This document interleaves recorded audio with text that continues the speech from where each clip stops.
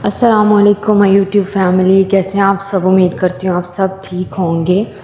ये मेरा new channel है रहमा मेहदी नावल्स का, और जो भी लोग ये नावल पढ़ रहे हैं ना, वो प्लीज़ चैनल को मस्त सब्सक्राइब कर लें, क्योंकि आप लोग पढ़ लेते हो और आपको पता है ये न्यू चैनल, अभी 122 इस पर सब्सक्राइबर हैं।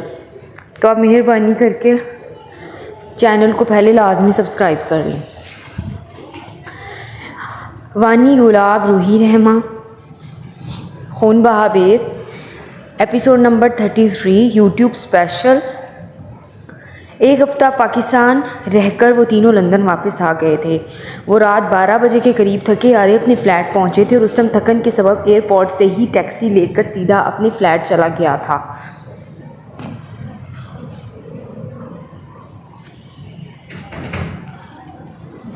वो दोनों खामोशी से फ्लैट का दरवाज़ा खोलकर अंदर दाखिल हुए तो सामने ही लाउंज में गुलाब और हीर इनके इंतज़ार में बैठी थी।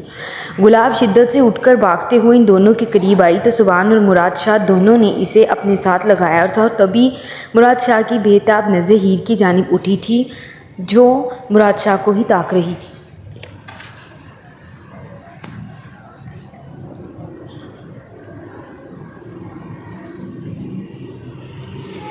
आप दोनों कुछ खाएंगे? हीर इनकी नज़रों से कंफ्यूज होती हुई किचन की जानिब चली गई।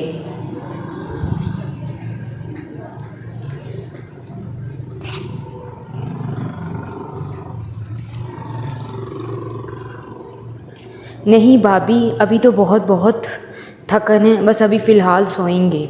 सुभान अंगड़ाई लेते हुए सुस्ती से बोला और अपने कमरे की जानिब चला गया, जबकि गुलाब भी सुभान की पश्त को घूरती हुई इसके पीछे ही इसके कमरे में चली गई थी। इससे सुभान शाह को बहुत दिनों के बाद इतना संजीदा देखा था, वरना वो बहुत कम संजीदगी के खौल में सिमटता था।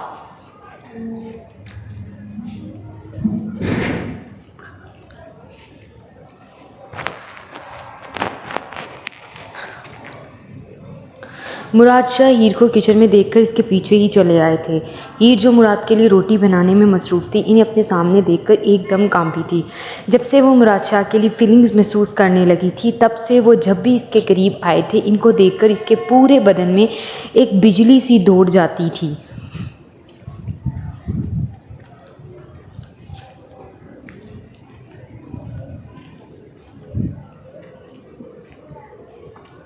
आप कैसी हैं? वो बहुत ही मखमूर लहजे में बोला था। थोड़ी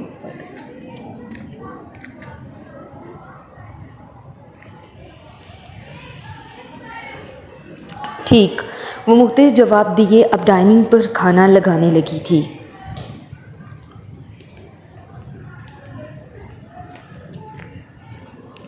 मुराद शाह को इसका रवैया अच्छा नहीं लगा था। वो इतने दिनों के बाद आ रहे थे और इनका इस्तकबाल सिर्फ ठीक है से किया जा रहा था।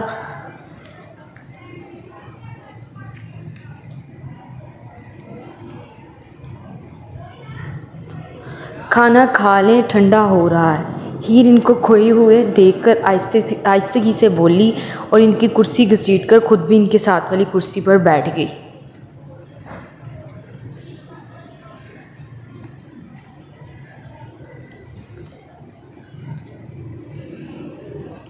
हम मुराद शाह भी खामोश से कुर्सी पर बैठे और खाना खाने लगे, जो हीर पहले ही इनकी प्लेट में निकाल चुकी थी।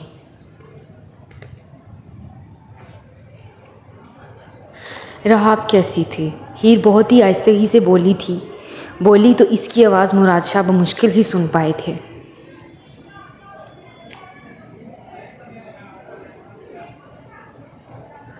हम ठीक थी, आपको याद कर रही थी। फ़ोन मैंने आपको ला दिया है, आप इनसे बात कर लिया करें।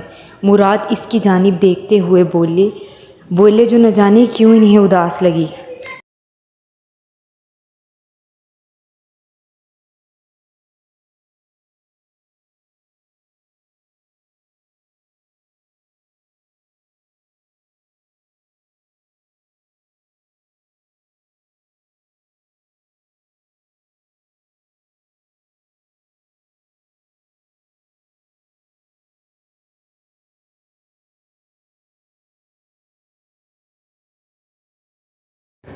ठीक वो खाना खाकर उठी और अपने बर्तन समेटने लगी।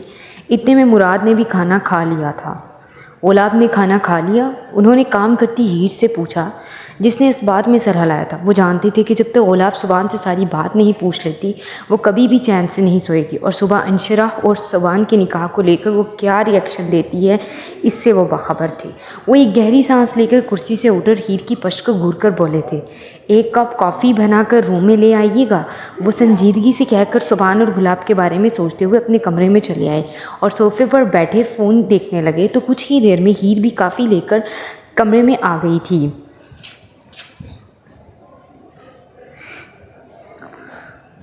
वो कॉफ़ी इनके सामने रखते हुए खुद स्लीपिंग ड्रेस उठाकर वॉशरूम में चली गई थी, जबकि मुराद ने बहुत ही गहरी नज़रों से इसकी पश्त को एंड तक घूरा था।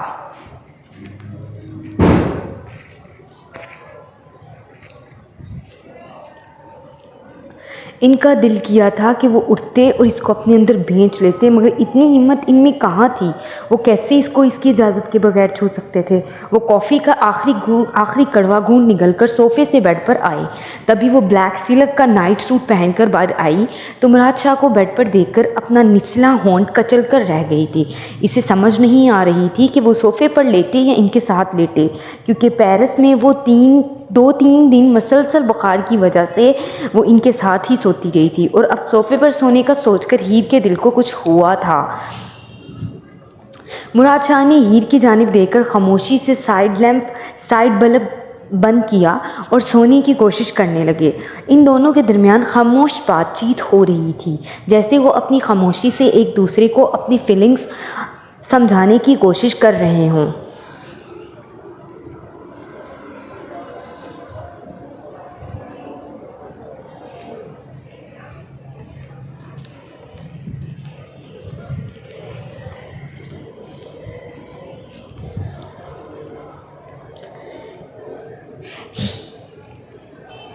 हीर अपने दिल से हारकर सोफ़े से तकिया उठाकर इनके साथ ही बेड पर आई थी।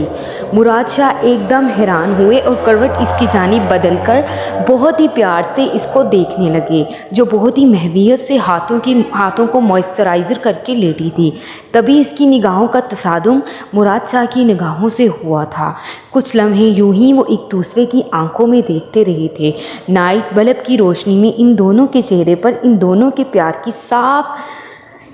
की कहानी साफ झलक रही थी। वो दोनों समझ चुके थे कि वो कहीं ना कहीं एक दूसरे से मोहब्बत करने लगे थे।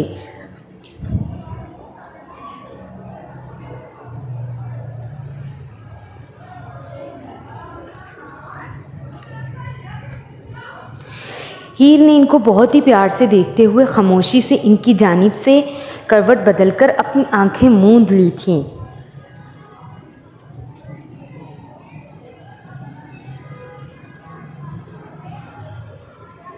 मुझे याद किया था, इनकी बोझिल आवाज़ सन्नाटे में गूंजी थी।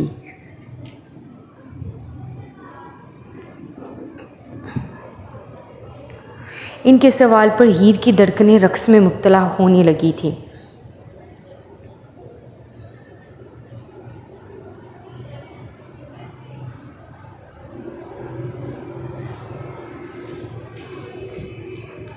जज जी बहुत ज़्यादा, हीर बमुश्किल बोल पाई थी। तो आपने फ़ोन क्यों नहीं किया? वो थोड़ा सा इसकी जानिब खिसके थे।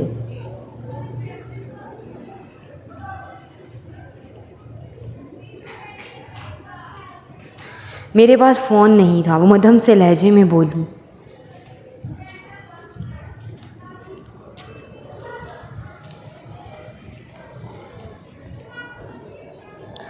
गुलाब के पास तो फ़ोन था, वो मखमूर से लहजे में बोले। एक रात का नशा और एक हीर का जादू भी इनके सर चढ़कर बोलने लगा था। मम मैं कैसे आपको गुलाब के फ़ोन से फ़ोन करती? वो अब की बार झंझला कर इनकी जानिब करवट लेकर बोली तो मुराद शाह को अपने इतने करीब देखकर एकदम ठटकी थी।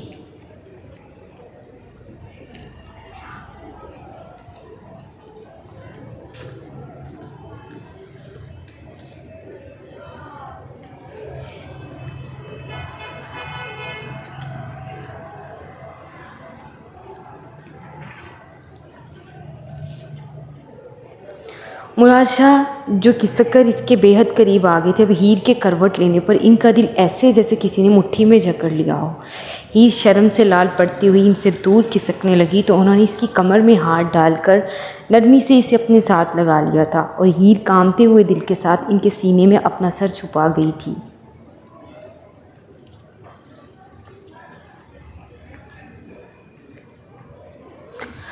दोनों की दिल की धड़कनें अब ज़ोरों शोर से शोर मचाने में मसरूफ़ हो गई थी और मुराद शाह बहुत शिद्दत से हीर को अपने अंदर बेंचने लगे थे।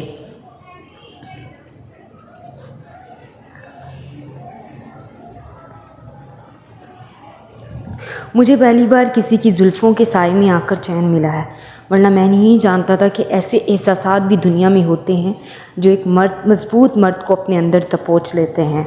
मुराद शाह बहुत ही मखमूर लहजे में कहते हुए हीर के बालों को चूमने लगे थे।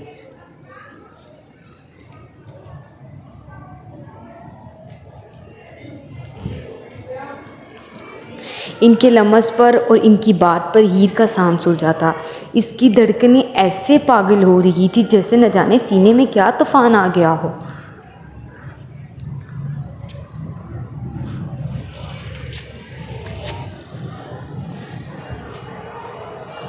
मेरी प्यासी आंखों ने पहली बार एक गहरा दरिया देखा है। मुराद शाह ने हीर की आंखों की जानिब देखते हुए वारफतगी से इन्हें चूमते हुए इसकी खूबसूरत आंखों की तारीफ की थी।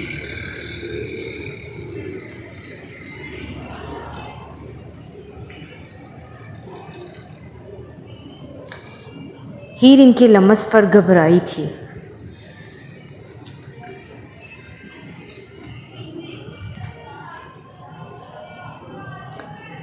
शाहजी, वो मचल उठी थी।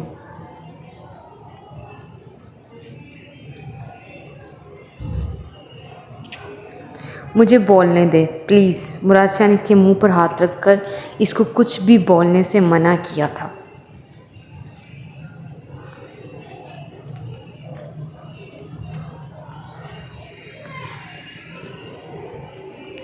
हीर ने फटी फटी आंखों से इनकी जानिब देखा था। वो इनके लमस से पागल हो रही थी और इन्हें सिर्फ अपनी परवाह थी।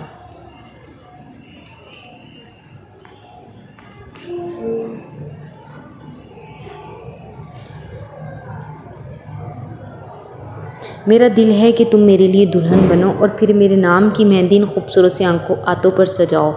उसके हाथों को चूमते हुए अपनी पसंदीदा गज़ल को गनाने लगे थे जो वो अक्सर सुना करते थे।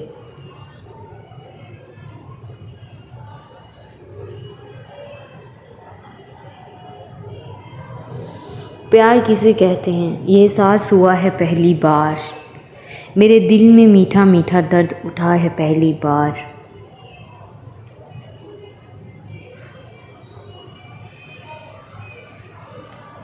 पहली बार सुनाई दी है दिल के धड़कन की आवाज़। देख के तेरी भोली सूरत दिल मचला है पहली बार।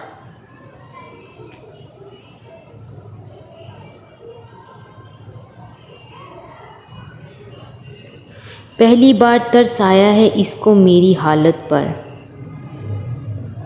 पहली बार सुनाई दी है दिल के धड़कन की आवाज़। देख के तेरी भोली सूरत दिल मचला है पहली बार। पहली बार तरस आया है इसको मेरी हालत पर। प्यार की नज़रों से वो मुझको देख रहा है पहली बार। चाँद उतर आया है मेरे ख्वाबों की अंगनाई में। घूंघट वाली रात का जादू दिल पे चला है पहली बार।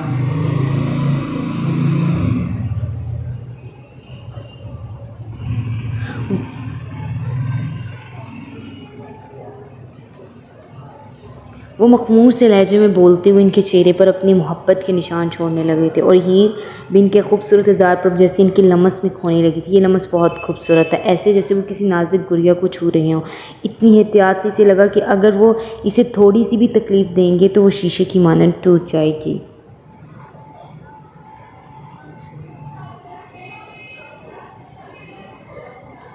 हीर इनकी बढ़ती हुई जसारतों में ऐसे गुम होने लगी थी कि कबल मुराद से अपनी हद को पार करते उन्होंने हीर को नरमी से छोड़ा था।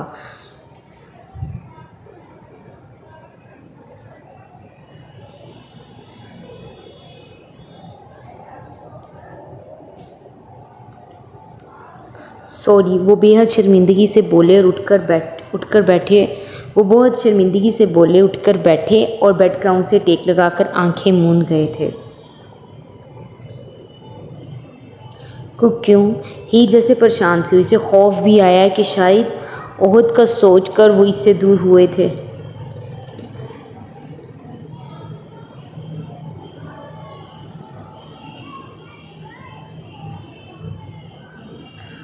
मुराद शाह ने इसके सवाल पर बहुत ही मोहब्बत से इसे देखा और इसे अपने करीब आने का कहा था।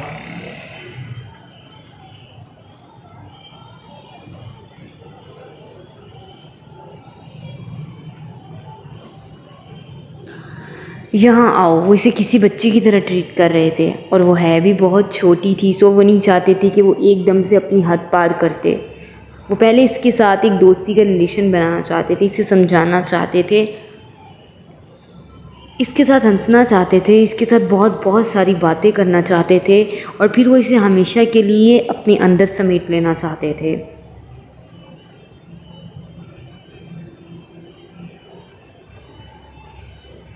हीर झिझकती हुई इनका फैला हुआ बाजू देखकर इनके करीब आई और इनके कंधे पर अपना सर रखे, एक हाथ इनके सीने पर रखे सुकून से आंखें मूंद गई थी।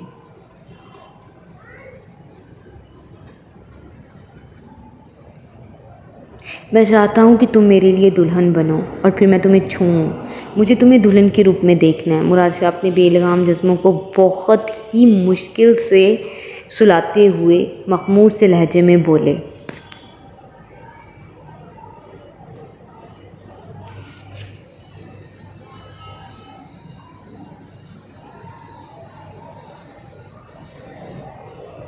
फिर से हमारी शादी होगी। मुराद शाह की कंधे से सर उठाकर इस कदर मासूमियत से बोली थी कि मुराद शाह की मासूमियत पर अपने आप को काबू नहीं कर पाए थे। वो इसकी जानिब झुके और इसके होंठों पर अपने लब रख गए थे।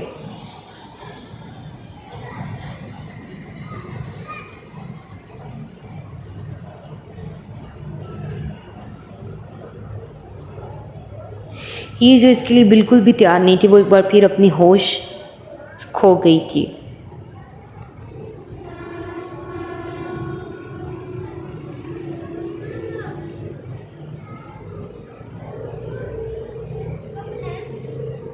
हाँ जी, फिर से हमारी शादी होगी और मैं फिर आपको प्यार करूँगा बहुत ज़्यादा। अब के लिए इतना ही बहुत है और ये भी आपसे बर्दाश्त नहीं हो रहा। वो शोखी से लहजे में इसके नाजुक पंखड़ी जैसे होंठ छोड़कर बोले और फिर से इसको अपनी बाहों में लटाकर अपने अंदर बेंच गए थे।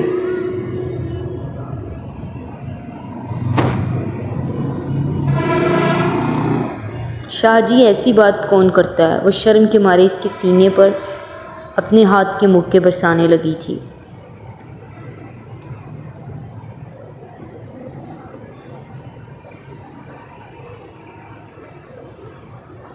आपके शाहजी करते हैं। मुस्कुराते हुए इसके सुर्ख पड़ते गाल देखने लगे।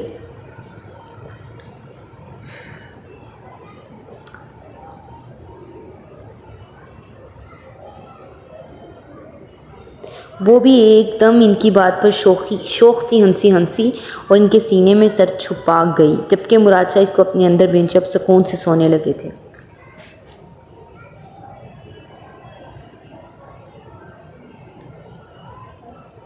तुम्हें एक बात कहनी थी, इजाज़त हो तो कह दूं मैं?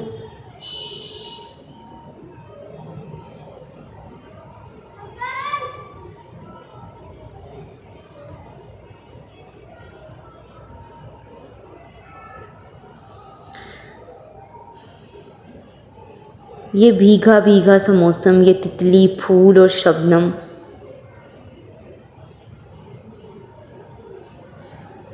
चमकते चांद की बातें, ये बूंदे और बरसातें,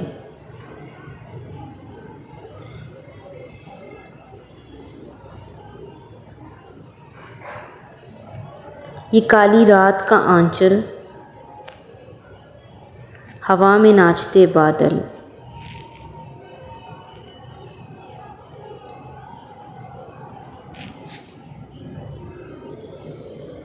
धड़कते मौसमों का दिल, महकती खुशबुओं का दिल, ये सब जितने नज़ारे हैं, कहो किसके इशारे हैं।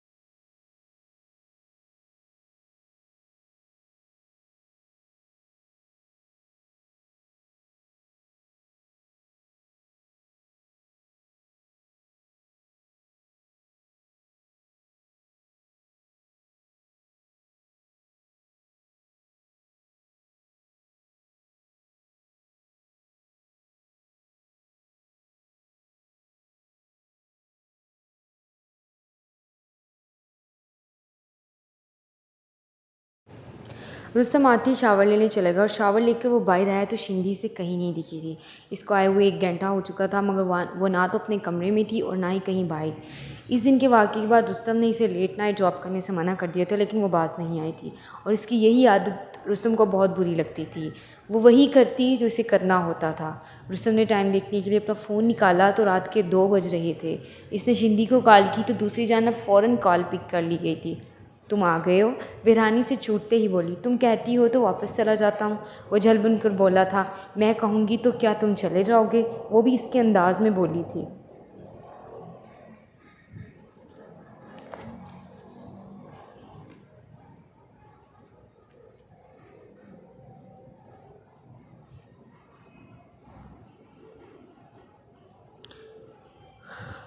अब की बार तो कभी भी नहीं, वो बड़ी तरक्की से बोला था और शिंदी को इसका रवैया अजीब लगा था। काफ़ी ढीठ हो, वो तंजिया मुस्कुराई।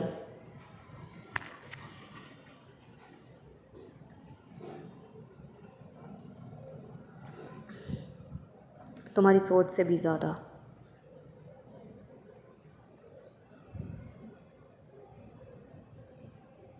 मैंने तुम्हें कहा था कि लेट नाइट जॉब नहीं करनी, पर तुमने की। तुम्हारे लिए बंदूक की गोलियां खाता फिरूं और तुम हो कि रात के 2-2 बजे घर में आओ, जबकि तुम्हें पता भी है कि जिसने तुम पर और मुझ पर हमला करने की कोशिश की वो अभी तक खुल्लम खुला फिर रहा है। मगर तुम्हें इससे क्या फ़र्क पड़ता है, तुमको भी इसकी कैद में जाना है। पहले ही बता देती मैं गोली ना खाता और तुम्हें इसके साथ जाने देता। वो इस कदर गुस्से में था कि इसे ऐसे लग रहा था कि जैसे इसने अपनी 8 साल की भड़ास निकाल दी हो, जो कब से इसके सीने में आग लगाए हुए थी।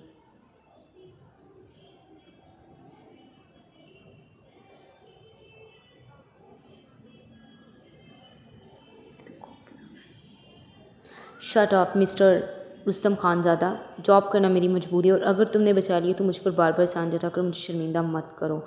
स्पीकर में से चीखती हुई आवाज़ रुस्तम के कानों का पर्दा फाड़ने के लिए काफ़ी थी।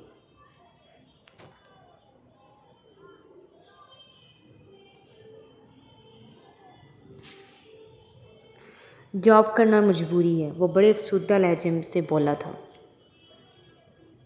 बिल्कुल, वो नखोद से बोली।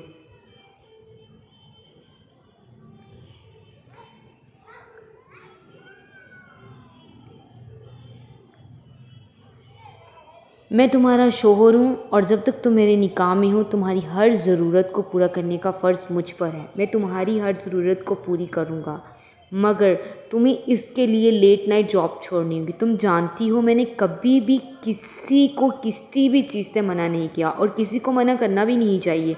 हर एक इंसान की अपनी एक लाइफ होती है, इसे अपने अच्छे बुरे के बारे में पता होता है। मगर शिंदी तुम्हारा रात में बाहर जाना ठीक नहीं, क्योंकि स्याफाम लोग बहुत ख़तरनाक होते हैं। रुस्तम गुस्से से बोलता हुआ आखिर में कुछ नरम पड़ा था।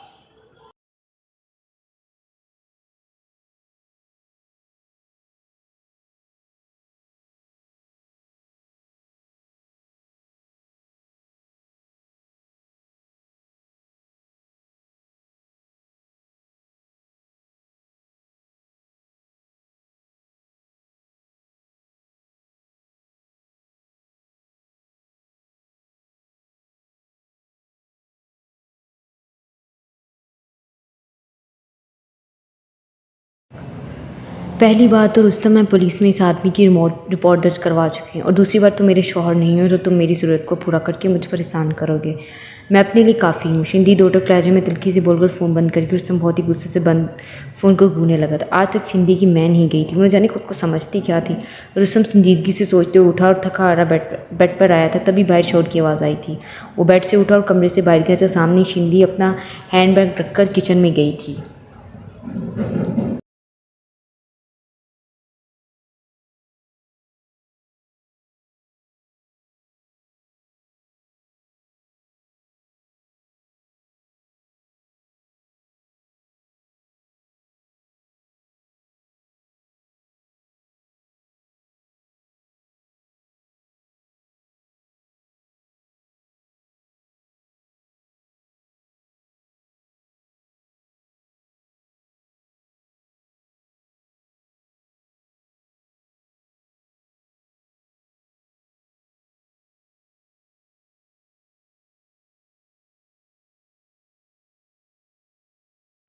रुस्तम ने घूरती हुई गहरी नज़र से इसे देखा, जिसका सारा ध्यान खाना गर्म करने में था। रुस्तम ने बहुत चालाकी से इसके बैग से इसके कमरे की चाबी निकाली और निकाल कर खामोशी से अपने कमरे में चला गया। अब ये तुम्हारी जो मैं है ये मैं ख़त्म करूँगा। वो तंज़िया लहजे में चाबी अपने लॉकअप में रखते हुए मुड़ा और खामोशी से आकर बेड पर लेट गया। कुछ ही देर में शिंदी परेशानी से रुस्तम के कमरे में आई। रुस्तम वो जो लाइट बंद करके सोने की एक्टिंग करने लगा था कि एक्टिंग करते करते एकदम नींद की वादियों में खो गया था। शिंदी की आवाज़ पर वो टस से मत नहीं हुआ था। इसे नींद आ रही थी और इसके कमरे की चाबी इसके बैग में नहीं थी। शायद वो हॉस्पिटल में ही बुलाई थी। यह चाबी कहीं गिर गई थी। इसने परेशानी से एक बार फिर से आवाज़ दी।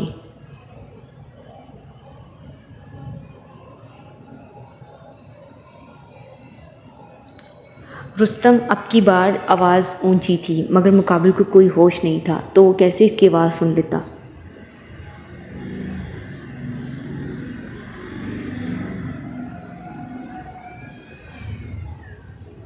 इसने झंझलाकर सोए हुए रुस्तम को देखा। अगर वो उठ जाता तो इससे अपने रूम की डुप्लीकेट चाबी ले लेती, मगर वो इतनी गहरी नींद में था कि इसकी आवाज़ से टस से मस नहीं हो रहा था। और वो परेशानी से जाकर सामने सोफे पर बैठ गई। इसे समझ नहीं आ रहा था कि अब वो कहाँ सोए। लाउंज का सोफ़ा बहुत छोटा था, ऊपर से मौसम ख़राब होने की वजह से ठंड भी बहुत पड़ रही थी, तो बाहर किसी भी सूरत हाल में नहीं सोया जा सकता था।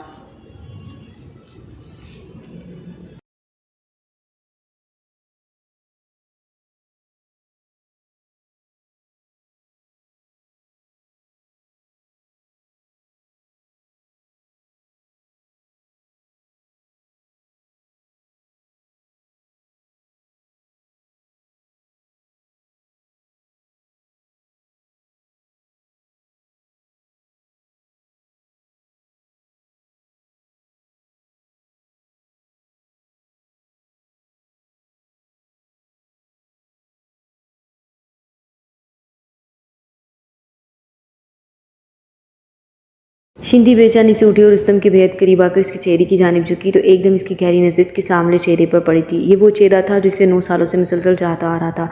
इसका बेहद कठोर लहजे की परवाह की इसकी बातों को सहता आया था। इसकी मोहब्बत में इतनी शिद्दत थी कि सारी ज़िंदगी शिंदी को ऐसे लगता था कि 2 आंखें जो हमेशा इसका इंतज़ार करती रहेंगी, इससे मोहब्बत करती रहेंगी, मगर वो इस मोहब्बत से इसकी शिद्दत से डरती थी। वो सोचती थी कि जब कोई मनपसंद चीज़ इंसान के हाथ लग जाए तो उसकी कदर खो बैठता है। इसकी दिलचस्पी इसमें ख़त्म हो जाती है। वो आहिस्ता आहिस्ता बोलने लगता है और एक दिन वो इंसान अपनी मनपसंद चीज़ को मुकम्मल फरामोश करके इसे छोड़ देता है।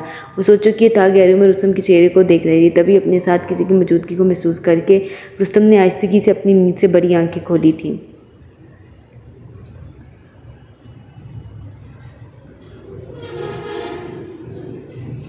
वो इसके सामने इसके चेहरे के इस कदर करीब थी कि वो इसे हाथ बढ़ाकर छू सकता था। वो तो कभी भी इसके इतने करीब नहीं आई थी, फिर आज वो इसके इतने करीब क्यों थी? रुस्तम कच्ची नींद में था। इसे लगा शायद वो सपना देख रहा है। इसने बहुत आहिस्तगी से अपना सर ऊंचा किया और उसके पंखड़ी जैसे गुलाबी होंठों पर नरमी से अपने लप रखकर इसकी कमर के पीछे हाथ डालकर इसे अपने पहलू में गिरा लिया था।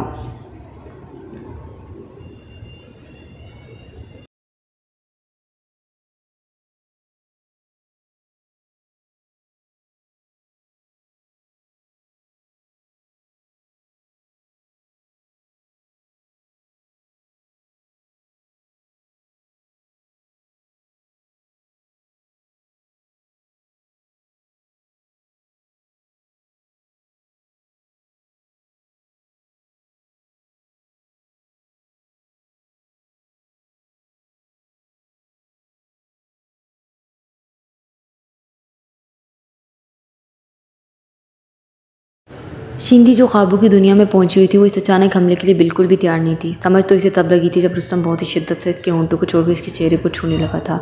इसका दिल किया कि वो इस इंसान का कत्ल कर दे। रुस्तम हलक के बल चीखी और ऐसे पीछे हटी जैसे इसको किसी हज़ार वोल्ट की तार ने छू लिया।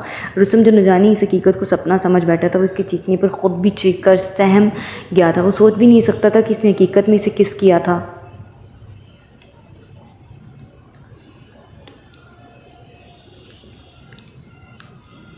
तो तुम यहाँ क्या कर रही थी? वो अपनी धड़कनें संभालते हुए उठा और इसे देखने लगा, जो खो जाने वाली नज़रों से इसे घूरकर अपनी शर्ट के ऊपरी बटन बंद करने लगी थी।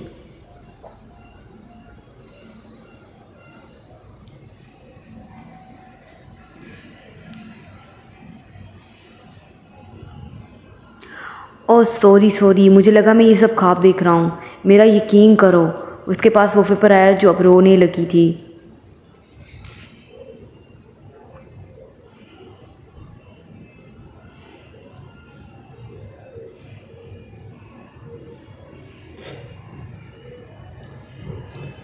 तो तुम गंदे हो, तुम बहुत घटिया हो। वो रोते रोते चीखी। शिंदे, मुझे सच में नहीं पता चला। तुम मेरे करीब थी और मैं बहुत गहरी नींद में था, क्योंकि जब मैं बहुत गहरी नींद में होता हूँ तो मुझे कुछ नहीं पता चलता। वो अपना सर पकड़कर इसे वजाहतें दे रहा था। वो खुद बहुत शर्मिंदा था कि वो ऐसी हरकत कैसे कर गया।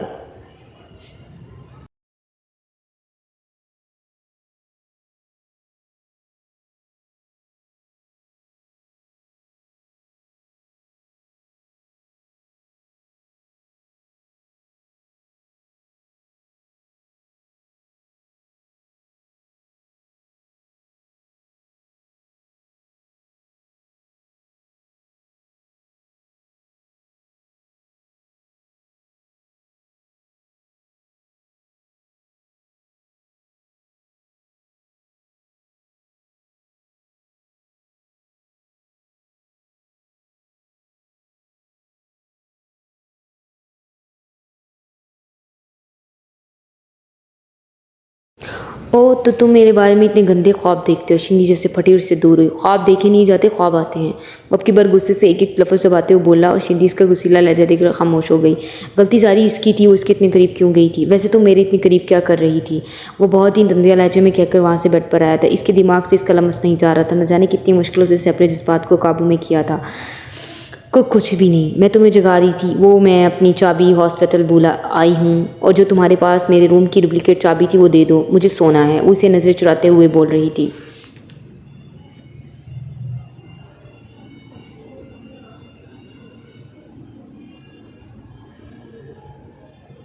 रुस्तम अंदर ही अंदर इसके गड़बड़ाने पर महफूज हुआ था।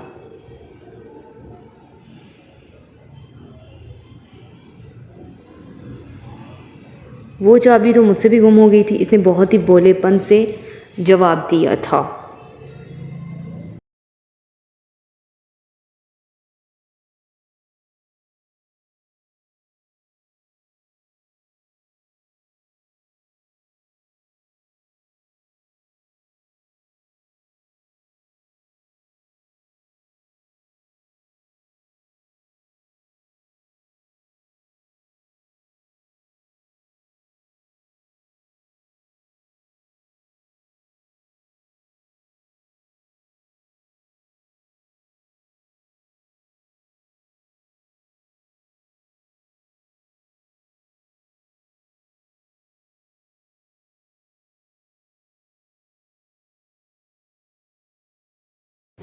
इसकी बात पर शिंदी खामोशी से उठी और बाहर जाने लगी। अब कहाँ जा रही हो? रुस्तम संजीदगी से बोला। सोने। कहाँ? बाहर। शिंदी आहिस्तगी से बोली।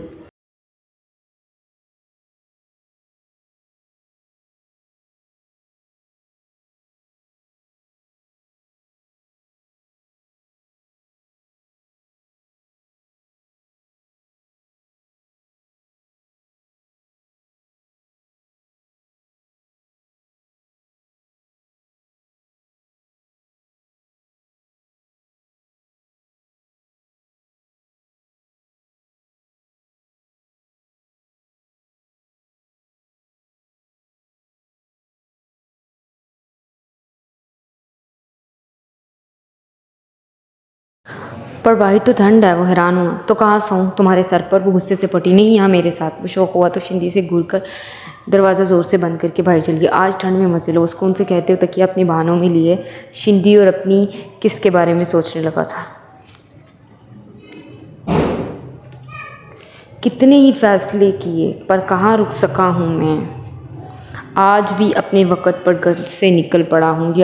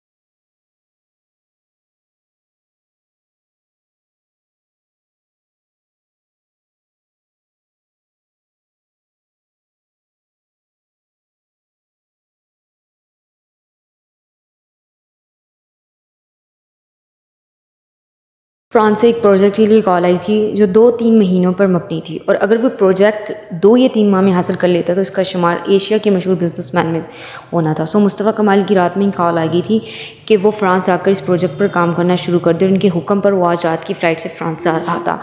वो हर चीज़ में कंप्रोमाइज़ कर सकता था, मगर वो अपने बिज़नेस में किसी भी किस्म का कोई भी कंप्रोमाइज़ नहीं कर सकता था। 3 माह गुलाब के बिना रहना बहुत मुश्किल था। इसने सोचा था कि वो गुलाब को मनाकर इसे किसी न किसी तरीके से अपने साथ फ्रांस ले जाता है, मगर वो जानता था दुनिया इधर की उधर हो जाएगी, मगर वो लड़की इसके साथ जाने पर मादा नहीं होगी। न जाने कितने अरसे वो इसकी मिन्नतें और इसके साथ ज़बरदस्ती करता रहेगा, लेकिन अब वो थक गया था। आप वो अपनी फैमिली के साथ एक खूबसूरत से घर में रहना चाहता था। वो अब जावियर के साथ अपना सारा वक्त गुजारना चाहता था। सिर्फ 3 महीने थे। इन 3 महीनों के बाद गुलाब मानती ना मानती वो इसे ज़बरदस्ती अपने साथ पाकिस्तान ले जाएगा। अब वो इसकी किसी भी किस्म की कोई भी ज़िद को नहीं चलने देगा। वो तल्खी से सोचते हुए अपनी ब्लैक शर्ट के कपलिंग्स बंद करने लगा था। आज वो बहुत दिन बाद अपनी पहले वाली रूटीन में वापस आया था। इसने ब्लैक पैंट कोट पहना था और हल्की हल्की सी दाढ़ी और घनी मूंछों में इस कदर पुरकशिश लग रहा था कि कोई भी इसे देख लेता तो शायद वो इसके इश्क में मुब्तला हो जाता। इसने मिरर में अपना आखिरी जायजा लिया और अपनी मूंछों को ताव देते हुए अपनी बेशकीमत घड़ी अपनी कलाई पर सजाकर वो अपना सामान पैक करने लगा था। शाम के 4 बज रहे थे और इसकी फ्रांस की टिकट रात 2 बजे की थी। वो अब सामान पैक करके गुलाब के पास अपना बाकी का वक्त गुजारना चाहता था। इन लम्हों को वो अमर कर देना चाहता था ताकि वो इन 3 महीनों में इन लम्हों को याद करके इनमें जीता रहे। आज सच में इतनी मुश्किल से वॉइस रिकॉर्डिंग हुई है, मैं आपको बता नहीं सकती। पीछे ना जहाँ भी घर के किसी भी कोने में चले जाओ ना, पीछे एक बैकग्राउंड का म्यूज़िक लगा हुआ, कहीं इधर उधर शादी है तो जो मैं इतने ध्यान से करूँगी कि कॉपीराइट ना आ जाए। लेकिन अब कभी किस कोने में जाके करती हूँ वॉइस, कभी किस कोने में जाके करती हूँ। इतनी मुश्किल हो रही है आज मुझे। वो टेरेस पार करके इसके टेरेस पर आया और जैसे ही इसने दरवाज़ा खोलने के लिए हाथ बढ़ाया तो दरवाज़ा बंद था। मारिस को गुलाब पर इस कदर गुस्सा आया था कि इसका दिल किया अब तो ज़बरदस्ती इसको यहाँ से उठाकर अपने साथ ले जाए। इसने वही खड़े खड़े इसे कॉल मिलाई जो फ़ौरन ही उठा ली गई थी।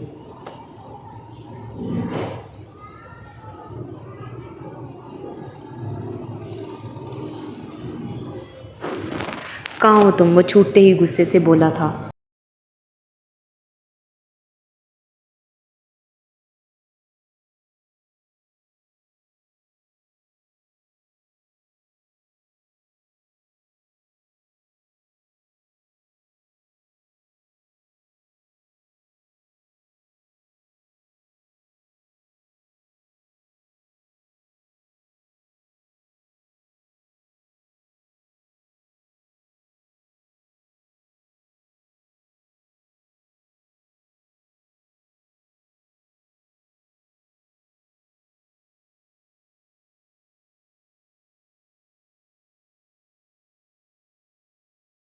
अपने कमरे में हूँ और कहाँ हूँ, वो तंग कर बोली थी। टेरेस का दरवाज़ा खोलो, वो रोबदार लहजे में बोले। टेरेस का दरवाज़ा अब नहीं खुलेगा, सो अगर आप आए हैं तो मेहरबानी करके अब जा सकते हैं। बहुत ही संजीदगी से बोले। फ़ोन रखने ही वाली थी कि मार्ज बेहद तैश में बोला था, गुलाब अगर तुम नहीं खोलोगी तो मैं सच में बाहर से आ जाऊँगा। वो धमकी अमीज़ लहजे में बोला।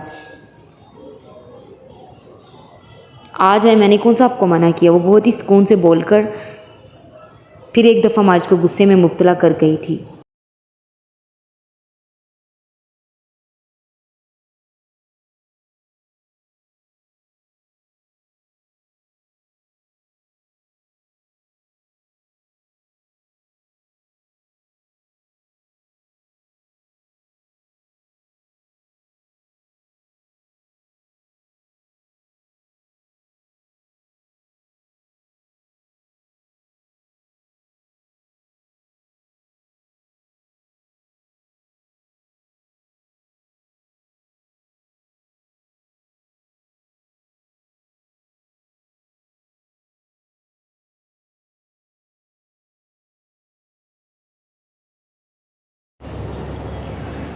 इसकी बात पर गुस्से से इसके जबड़े तन गए थे, आंखें सुर्ख हो गई। तुम तमाशा लगवाना चाहती हो? सख्त लहजे में सवाली अंदाज में बोली।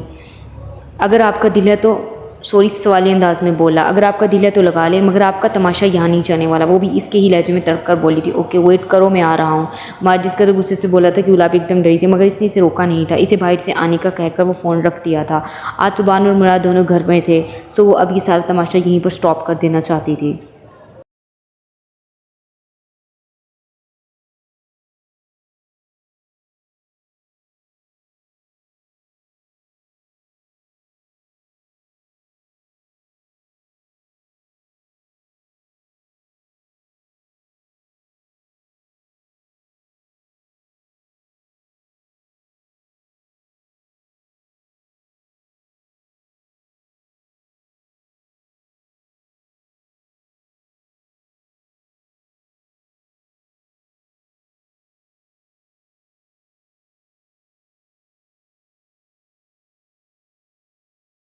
मारिस ने बेहद टैच में टेरेस पार की और कमरे में आकर गुस्से में कोई 5 बार 5-6 सिगरेट इकट्ठी सुलगा ली थी। वो इस लड़की से इस कदर प्यार करता था कि इसे इसकी मोहब्बत नहीं नज़र आ रही थी, बल्कि जो इसने मासूम इसके साथ किया था इसे सिर्फ वही नज़र आ रहा था।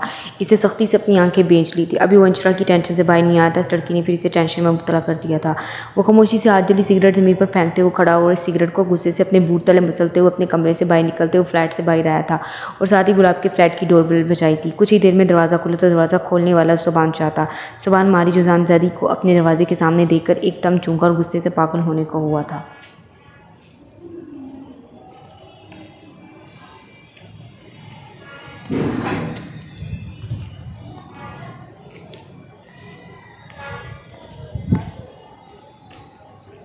आप यहाँ क्या करने आए हैं? वो तल्खी से बोला था। मेरी यहाँ पर एक चीज़ है, बस मैं वही लेने आया हूँ।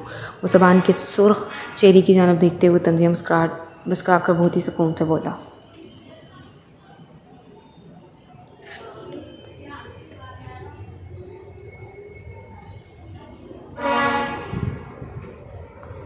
बकवास बंद करो, सुबान चीखा। इसके चीखने पर मुराद दरवाजे पर आए तो मारिज को देखकर सुबान को घूंटे लगे।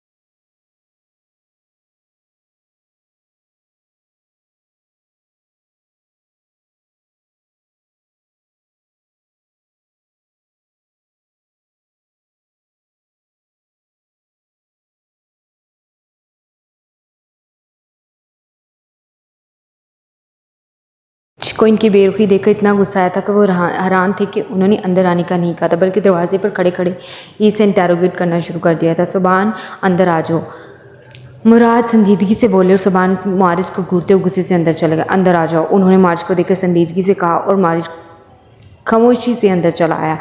मुराद ने इसे सामने सोफे पर बैठने का इशारा किया और ख़ुद भी इसके सामने वाले सोफे पर लात जमा कर बैठ गए थे। जी कहिए, कैसे तशरीफ़ लाए हैं? मुराद शाह इस खुबरूस इंसान को देखकर तल्खी से बोले थे।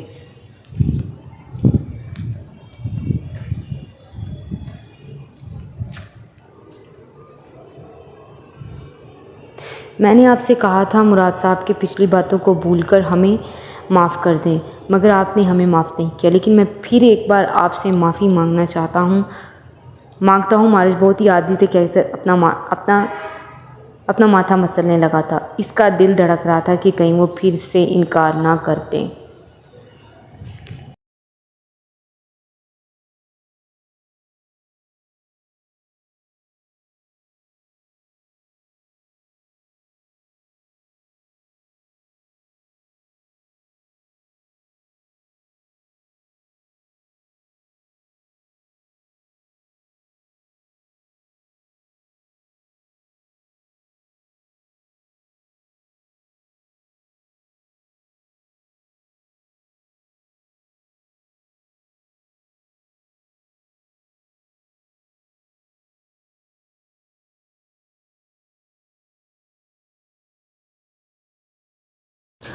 मैंने तुम्हें माफ़ किया, मगर मैं गुलाब का कुछ नहीं कह सकता। वो जो कहेगी, जैसा कहेगी, मैं इसके फ़ैसले पर अपना सर ख़म कर दूँगा।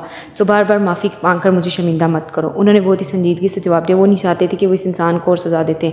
हाँ, इन लोगों ने इनकी बहन के साथ बहुत बुरा किया था और अब वो इस जुल्म की माफ़ी मांग रहे थे। यहाँ तक कि अपनी बहन को भी इनके भाई से ब्याह रही थी और मुराद शाह को अच्छा नहीं लगा था कि वो इसे इनकार करके यहाँ से भेज देते। और वैसे भी वो ऐसे इंसान नहीं थी कि वो कभी भी किसी भी इंसान को अपने सामने बिलखते हुए देखते। इनकी बात पर मारिज का दिल फट गया था। वो जानता था कि गुलाब कभी भी इसे अपनाएगी नहीं। अगर आप मुझे इजाज़त दें तो क्या मैं गुलाब से मिल सकता हूँ? वो टूटे लहजे में बोला था। तुम गुलाब से नहीं मिल सकते। सुबान कमरे से बाहर आते ही चीखा था और इसके चीखने पर हीर और गुलाब भी लाउंज में आ गए थे।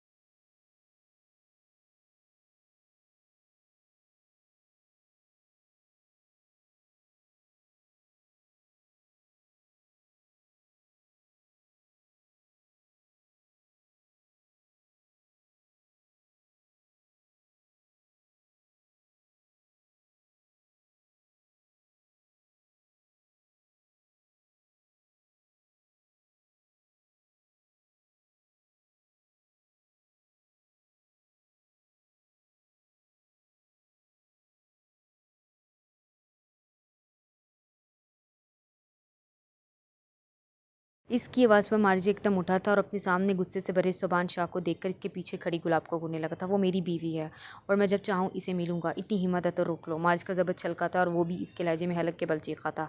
इसकी बात पर गुलाब गुस्से से जुबान और इसके बीच आई। बहुत ही तेज से इसके गाल पर एक थप्पड़ सीध गया था। इसने इस शख्स को मना किया था मगर वो इतना ज़िद्दी था कि गुलाब का दिल किया कि इसका कत्ल कर दे। Shut up, just shut up mister मारिज जिंदा दी।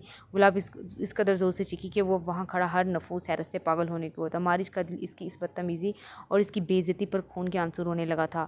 वो इतना मजबूत मर्द एक सेकंड में टूट गया था। इसने बहुत मुश्किल से अपने आप पर ज़ब्त किया और बहुत ही ज़ख्मी नज़रों से गुलाब की जानिब देखा जो अब भी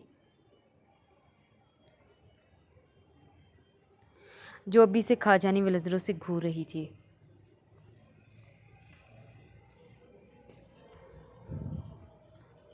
मुझे यकीन नहीं आ रहा कि जैसा मैं था वैसे ही तुम निकली। वो इतने दर्दनाक लहजे में बोला था कि गुलाब थक के हारे अंदाज में से देखती रह गई थी।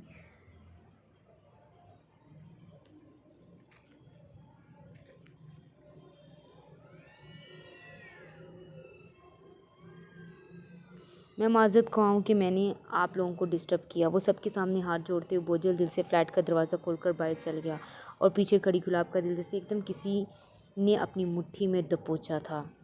जारी है। आप ज़रूर बताइएगा सब लोग कि आपको ये किस्त कैसी लगी। मारिज और गुलाब के रिएक्शन के बारे में भी ज़रूर कमेंट करिएगा। हीर के बारे में भी, शंदी के बारे में भी कैसे आपको ये लग रहे हैं। और बाकी चैनल को मत सब्सक्राइब करें क्योंकि अब किस यहीं पे आएगी, ठीक है ना। अब आप पढ़ेंगे तो ज़रूर ही साथ में एक उंगली लगा के वो बटन प्रेस कर दीजिएगा सब्सक्राइब का, तो आपकी बड़ी मेहरबानी होगी। बाकी दुआओं में लाजमी याद रखिएगा और नावल हमारा पढ़ने के लिए, हमें सपोर्ट करने के लिए बहुत बहुत शुक्रिया। अल्लाह हाफिज़।